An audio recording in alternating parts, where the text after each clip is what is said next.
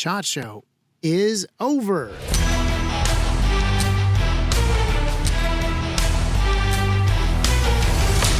Welcome back to another episode of T.Rex Talk. A few weeks ago, we talked about some of the observations from last year at SHOT Show, some of the things we wanted to talk about this year. And now we are going to go over some of the things that we learned over the last week at SHOT Show.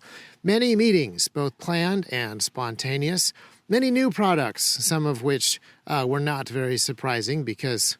well, that's just kind of how gun industry innovation goes sometimes. Some of which a bit more surprising. So, as usual, a fairly large contingent of T-Rex guys went out. And let's see what Brandon thought. Brandon, this is your second time at SHOT Show. So, how was it? It was good. You know, SHOT Show last year was kind of a shock just to see like all of this stuff. You know, you don't really expect people to bring two-story buildings as a booth, you know? Oh, absolutely. So this year not being... kind of amazing. Yeah, it is. I actually don't even know how they do it, to be honest. But this year got past all of that, you know, past the sensory overload and get to focus a little bit more on work. So, yeah, overall, I would say it's a lot better. Yeah. Oh, I'm glad to hear that. Well, yeah, Glock had a brand new booth, and I don't think they had any new guns. Oh, they had a Gen 5 version of, like, the Glock 29. Oh, cool. So they built a giant new booth to show off one of their smallest guns. Yeah. Yeah, I didn't even stop by. I took a video of it and kind of joked about it. That's about all I did. Yeah. So the Glock 29 was a little underwhelming. What was cool? And there's two things really. There's stuff that you were looking at for T-Rex, and then there's stuff that you thought was cool. There's probably a lot of overlap, but not necessarily, right? There's a ton of overlap. Actually, I'll talk about the personal stuff that's cool first. So, you know, I flew drones in the military through AeroVironment. So AV has a booth. And the coolest thing I saw was they had a very large helicopter drone that had a payload that could carry up to 40 pounds, I believe, but they had switchblades mounted on it. So They extended the range of Switchblade quite a bit. Switchblade is a kamikaze drone. And so being able to see that was actually pretty cool. And the fact that they had that on display, with all the other stuff they do, they brought, you know, missiles on display. It was kind of cool. That is very cool. I didn't get any footage of that. FLIR, Teledyne, they had a cool booth, but they told me not to take pictures of it. Oh. Zenith Firearms has a drone division, and they had a tethered drone downstairs. And then I looked at the Brink Lemur, which is a law enforcement drone. And I talked to them. They seemed like a very cool company. They were very willing to sell us drones, even though we weren't law enforcement. Willing to sell drones to, like, fire and rescue. But their drone is very specifically a law enforcement drone. Like, it has a speaker for talking with people in hostage situations. It has a glass breaker. It has a little thing to push doors open. Like, it is a explore the indoor of... it automatically creates a floor plan as you fly around. Like, it's an indoor drone. And I was like, what? Should we went for a fire department? He was like... no offense, but like, how big is Centerville, Tennessee? Yeah. And I was like, it's very small. We do everything outside. He's like, yeah, no. Yeah. Huh. So. Yeah, I should have stopped by there. I didn't. Kind of got just stuck up with the work stuff, to be honest. I did spend about half a day walking around to see stuff with unplanned. Mm-hmm. But other than that, the cool stuff is, to me, is the companies that are continuing to put the customer first and innovate towards what the customer wants. That's PSA and Holosun. Yeah, and I was trying to figure out why that is, because there are high-tech companies, like all the drone folks we just mentioned, and then there are, like, I trust Glocks. No matter how cool a thing I see at SHOT Show is, I'm still going to put my Glock on. Yeah, for sure. But I think that is the thing that separates PSA and Holosun, is the listening to customers. Yep, absolutely. And it's that, and also their focus on the civilian and not driving their innovation towards government contracts. Which, one, it's nice because we're getting what we want, but two, it's also respectable as a civilian. Yeah. So that's very cool. So PSA had a bunch of new stuff. They had a bunch of new jackals. They had a new shotgun. I actually kind of love the shotgun. It's not anything new, really. It's not anything super fancy, but I like some things about the Mossberg 500, and I like some things about the Remington 870, and they put all my favorite stuff from each into the shotgun. Plus some. and some extra stuff. So Yeah. so that little small product refinement. In some ways, I like that better than like the bigger paradigm busting, groundbreaking innovation. But ground busting innovation is also super cool to see. Yeah. The shotgun having RMR cut on the receiver, just a little bit better user friendly, like pump release. I forget what that's called. And then being able to take Glock front sights. Yeah. And an adjustable tube length. And something that they patent some kind of design, very cool, and it's probably going to be like $400. Yeah, it's hard to beat. I somewhere have my Maverick 500, and somewhere I have my Shorty 870, and I am very likely going to get a third shotgun. I can't even remember the last time I shot either of those, and I'm probably getting a third shotgun. Yeah, I don't need a shotgun, but I want one now. Yeah. So the main thing that everyone was talking about at PSA was their MP7. Yep. So. Pretty interesting. It takes 5.7 ammo. All they had was 3D printed models there. There's only 4 in existence, I believe, right now. Well, they've only been working on it for 4 months. 4 weeks. Sorry, 4 weeks. Yeah. That is kind of mind-boggling to me that you'd be an engineer at PSA and someone would come up to you and be like, "Hey, you know how SHOT Show is next month? Yeah. Can you build a gun from the ground up?" To make it slightly more accessible, they do have a solid, complete 5.7 pistol to build on. But that is still, nevertheless, like those are working prototypes. That's kind of crazy. Yeah, that was wild. And there's a lot of people complaining that it wasn't exactly like an MP7. But when I kind of dreamed up a civilian MP7, I said 5.7 ammo. You can actually get it. Yep. PSA actually makes it. Yeah, I'm not a ballistician or whatever you call those people, but 5.7 is pretty similar to 4.7 in a sense. But yeah, no, that was super cool. Yeah. It was smaller than I expected. I think the disappointing part of it is for people, aesthetically is the grip angle, but that's stuff that, Sure. I don't care about. And I think most people that were going to buy it won't care about. So, were you had a lot of scheduled meetings, and then you had a lot of stuff just kind of on your to-do list. Were you able to do everything? And, I mean, on the one hand, it feels like we've been here forever. But on the other hand, we barely scratched the surface of the gazillion booths. Yeah, so yes and no. The plan that I made here was kind of anticipating being a little bit busier. So I did get through everything. I got through the whole floor by Wednesday. So there's definitely some stuff I could have free roamed and found probably. There was, like, for example, Steiner. Steiner had some new stuff and I wasn't expecting. Didn't even plan on stopping there. So I'm sure there's other booths that I didn't get to that had new stuff that I would just still not aware of. But yeah, the plan was achieved for sure. So. Very good. Yeah. So the main two differences, I guess, between this year and last year, you knew what to expect, and the insane size of SHOT Show, the spectacle, you were kind of over that. What are some of the other? Did you notice any other changes? Changes like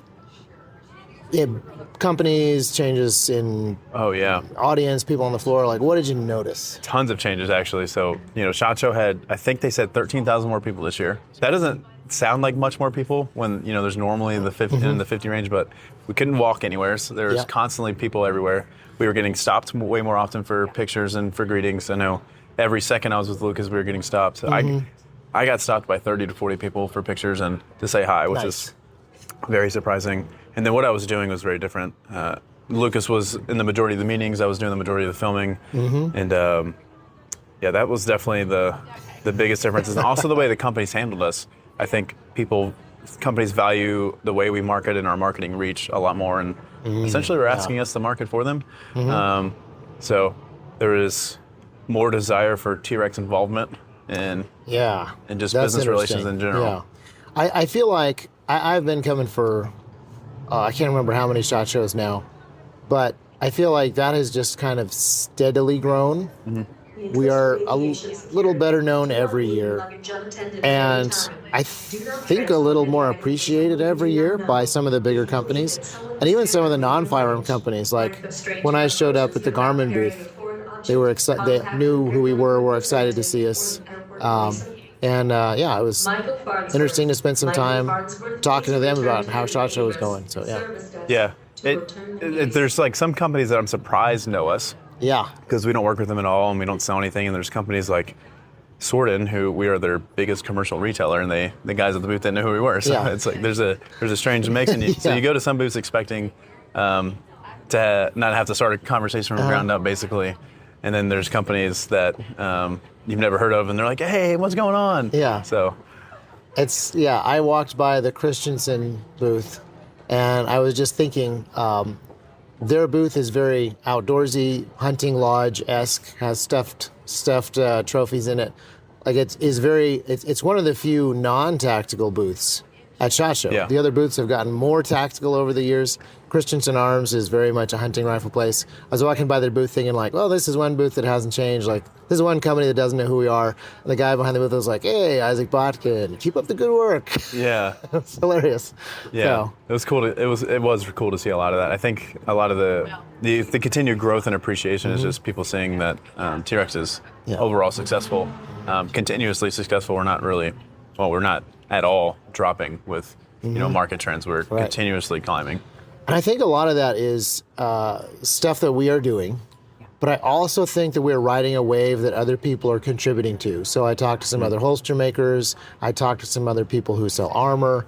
Like there are very distinct, the citizen defense industry is a thing that is happening. Oh yeah. And we're pushing that wave as hard as we can, for sure. Yeah. But we're not the only ones pushing it, and we are also riding that wave. So I feel like we're getting a considerable boost from a lot of other companies with similar values, similar ideas. Yeah. I think the tide is raising a lot of people. Yeah. And we're going to do all we can, obviously, but it is fun to see other people coming alongside. And Yeah, I think people. I think there's a lot of people who don't even realize they're part of that wave. Yeah. At the same time, there's a lot of people that think that they're just getting another gun or another holster. But the more that you see lasers and suppressors and night vision and thermals, all of these things that weren't really common 5 years ago. These are the things that are really pushing the wave in that civilian defense industry, essentially. So, what do you think we're going to see next year? Well, I'll tell you what I hope to see. Okay. I'm not really sure, but what I hope to see is, again, more companies, bigger name companies.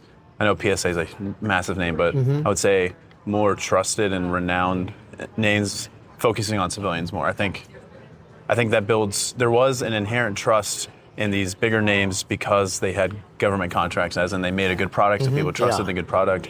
But now the type of trust that people want is, I think, companies investing in civilians. That's more trustworthy to people now than if an optic is 2% more reliable than another company's.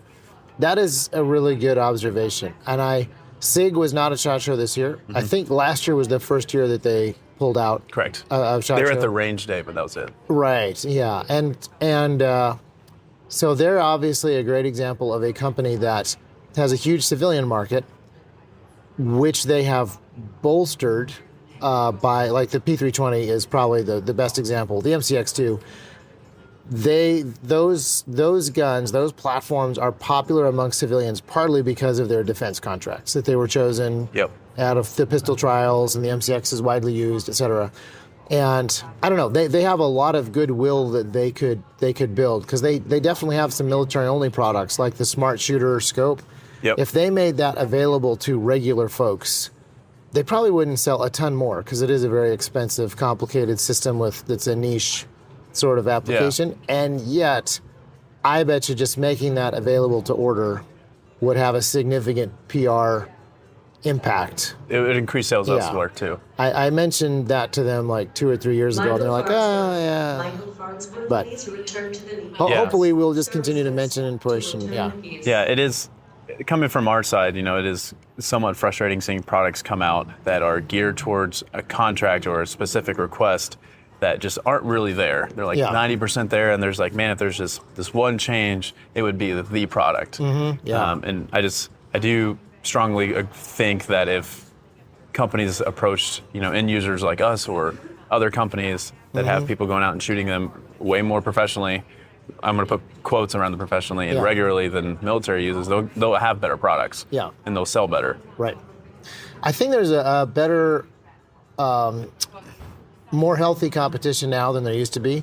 Like in the old days, it was Mossberg and Remington both had shotguns, and they would fiercely compete for these particular, getting into this particular store, getting this particular law enforcement contract, getting in the Sears catalog, whatever, but not so much on the features. And I feel like that's a little bit different now. Not across the board, not with every company, not with every category, but like Vortex has a very cool laser rangefinder ballistic calculator scope solution. MozTech has one that Magpul is carrying.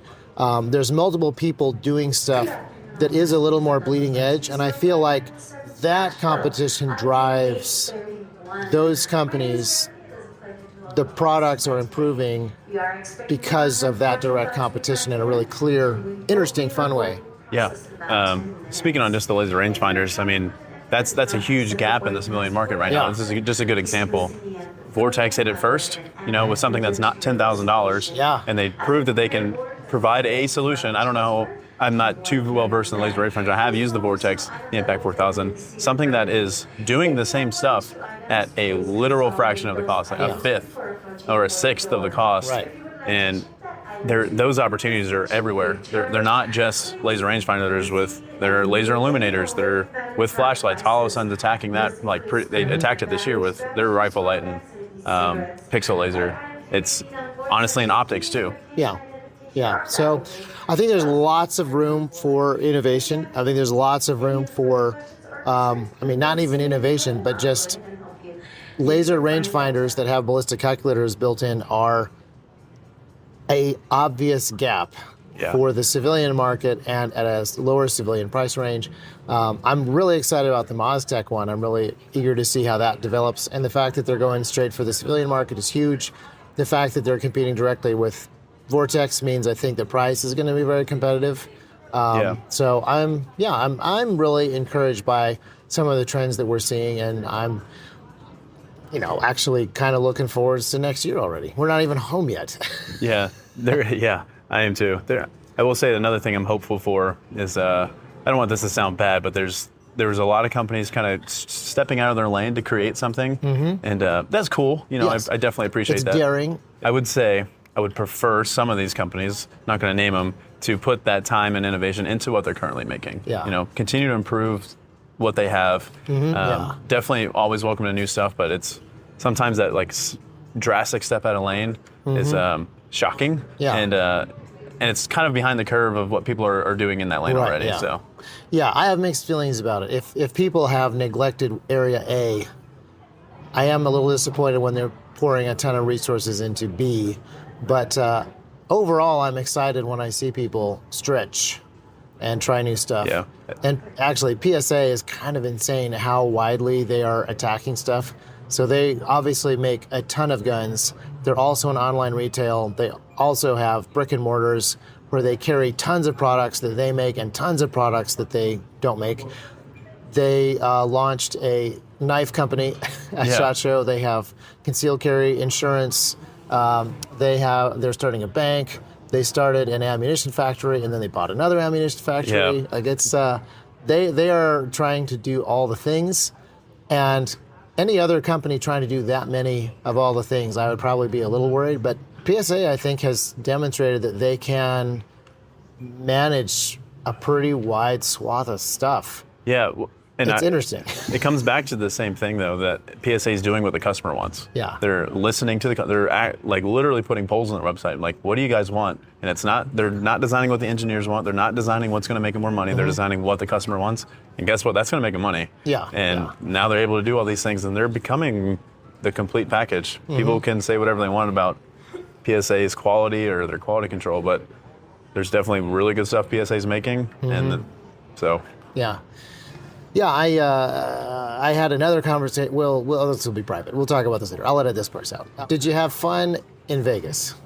Despite Vegas being Vegas. Okay, despite Vegas being Vegas, yes. The only cool thing about Vegas is the lights. It's like, I don't know, like a cat or something. That's cool. You get to look and see some cool stuff. But other than that, the fun comes from just running into people. Yep. I run into a lot of friends that are in the industry. I've run into some regular customers at the gun shop I used to work at.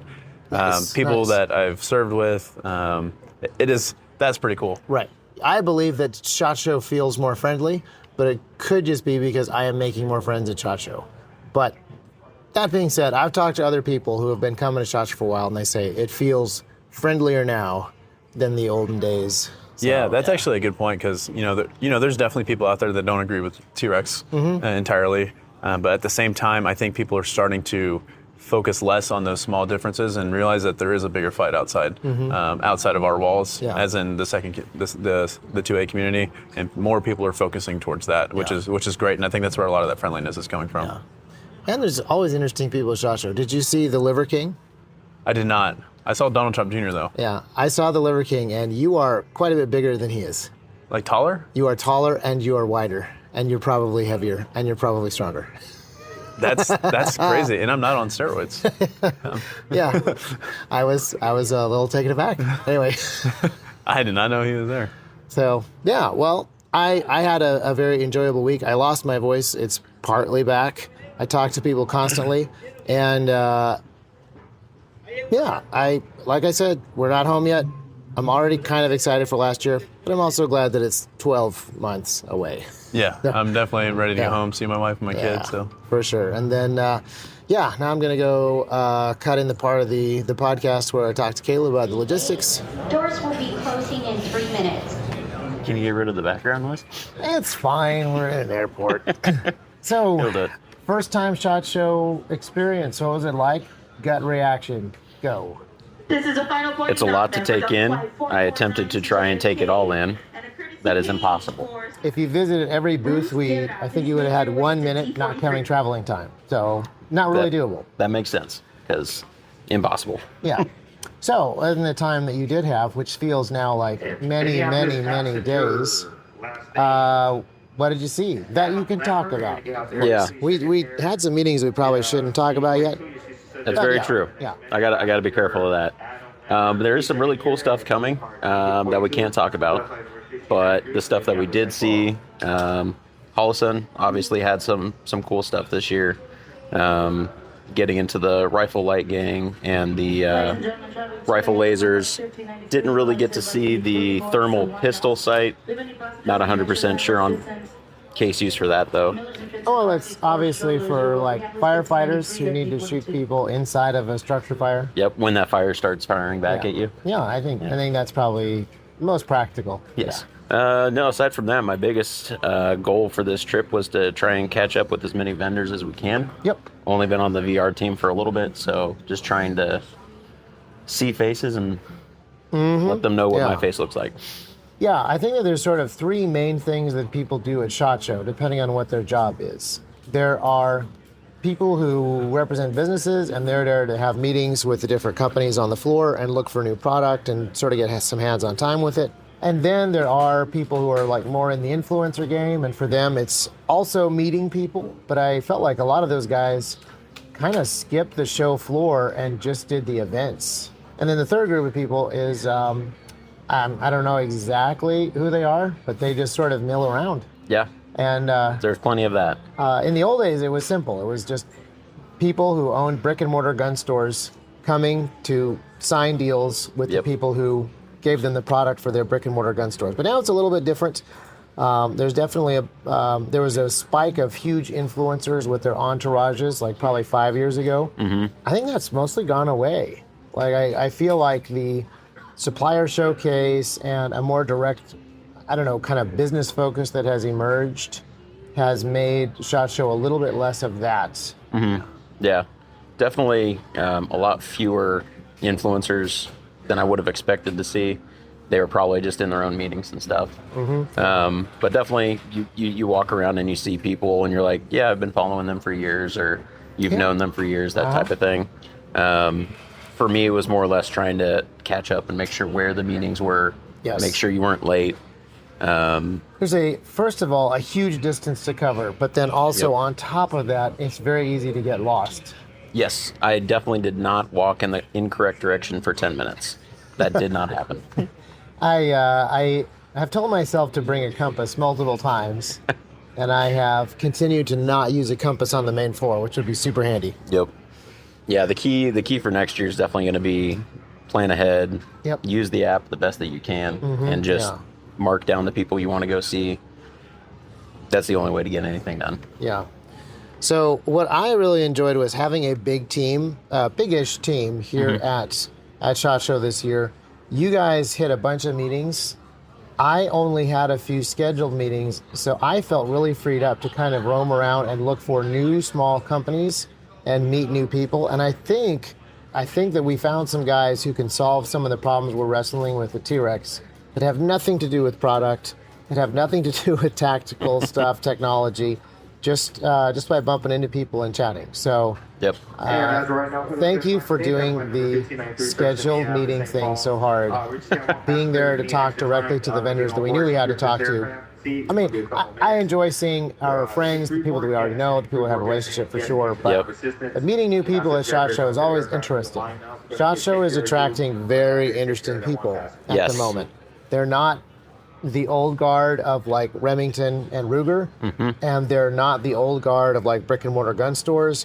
I talked to a guy who's been coming to SHOT Show for well over a decade, and he said, way more young people now, a much more diverse crowd. Yeah, far more types of businesses being represented. It is a much more interesting space to meet new people in, for sure. I'd say that was definitely one of the perks, was just being able to walk around and see the other companies.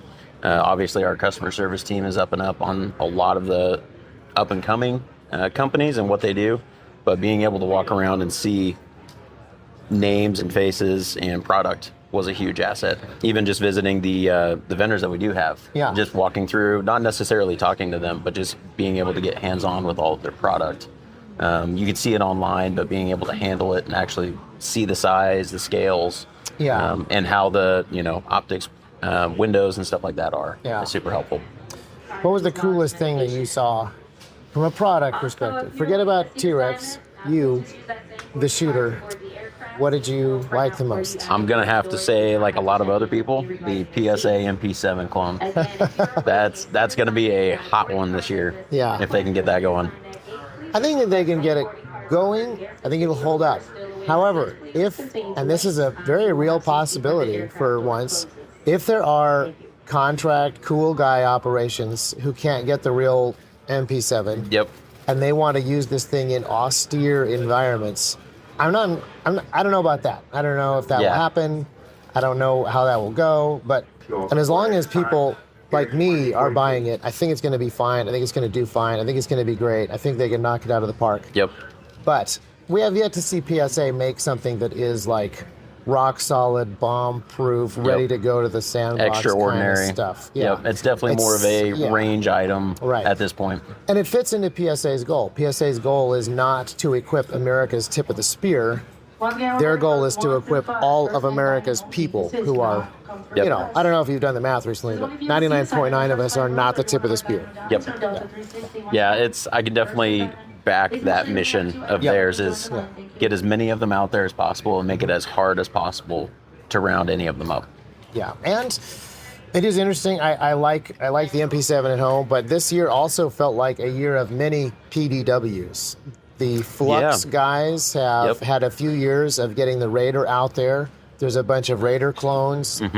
Strike One has a whole bunch of little PDW chassis. There's a new Flux Raider type chassis for a P365, which is noticed that. Hilariously tiny. Now we have the MP7 at home from PSA. Like I feel like PDWs are a pretty hot item right now.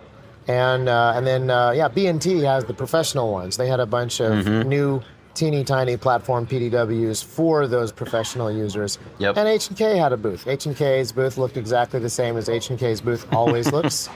Jam-packed with stuff that you can't buy but want, and several things that you can buy but don't want. So, the new Daniel PCCs actually looked pretty cool to me. The super short boys, not the 16 inchers. But so that might be one in the future. We'll see. I am intrigued by the Keltec Sub 2000, the Gen 3 that makes it really easy to support optics. I saw that. It's a cool addition. And then this year was obviously the year of the lever actions. It seemed every booth I went by, somebody had a lever action now. I can't tell if there's a demand for lever actions or if there's a desire to make lever actions happen. There's definitely a demand for PDWs, and there's definitely a kind of maturing is the wrong word, but there's a proliferation of cheap thermals out there. I don't know that they're mature, but True. they're common.